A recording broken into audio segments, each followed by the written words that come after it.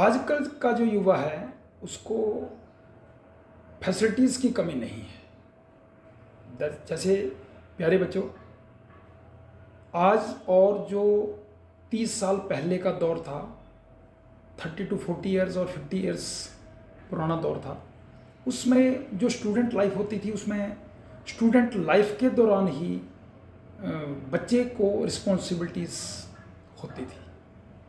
उन रिस्पॉन्सिबिलिटीज़ के बावजूद उसके टारगेट होते थे। टारगेट लाइफ से रिलेटेड नहीं होते थे, उसके टारगेट होते थे कि आपने बेटा आज घर का क्या काम करना है।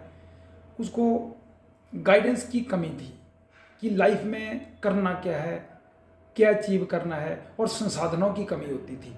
लेकिन आजकल का जो युवा है उसको फैसिलिटीज़ की कमी नहीं है, लेकिन वो फैसिलिटीज़ का मिसयूज़ कर रहा है। जितनी ज़्यादा बच्चे को फैसिलिटीज़ मिल रही है, फैसिलिटीज़ का मिसयूज़ कर रहा है, संस्कारों की कमी आती जा रही है। कोई भी बच्चा जो है वो अपने पेरेंट्स का रिगार्ड नहीं कर रहा है, अपने टीचर्स का रिगार्ड नहीं कर रहा है, अपने सीनियर्स का रिगार्ड नहीं कर रहा है, क्योंकि इस चीज़ का वो मिसयूज़ कर रहा है। लेकिन बेटा, मैं आपको एक चीज़ बताना चाहता हूँ कि जिस बच्चे ने इस प्रेजेंट सिचुएशन में भी अपने आप को भीड़ से अलग करके अपना गोल डिसाइड किया, क्योंकि कोई भी बच्चे का एम है, उसके लिए बच्चे को पहले तो गोल सेट करना पड़ता है, और उस गोल को अचीव करने के लिए आपको फैसिलिटीज़ चाहिए, डायरेक्शन चाहिए।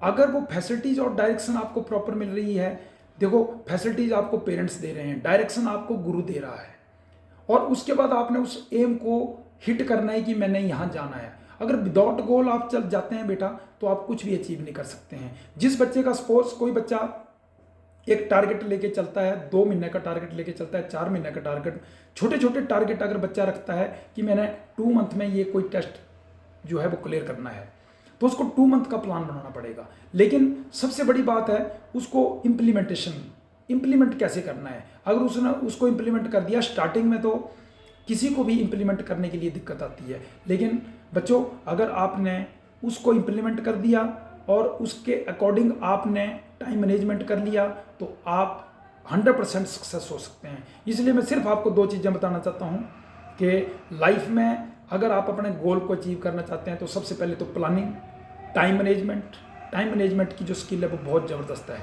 और आपको काफ़ी चीज़ें अवॉइड करना पड़ सकती हैं। उसके लिए एक्स्ट्रा को करिकुलर एक्टिविटीज़ अवॉइड करना सकते हैं, फालतू दोस्तों से मिलना जुलना अवॉइड करना पड़ सकता है, सोशल मीडिया को अवॉइड करना पड़ सकता है, ठीक है, बर्थडे पार्टीज़ में जाना अवॉइड करना पड़ सकता है। और इसके बाद जो लास्ट बात आती है वो होती है पैशन।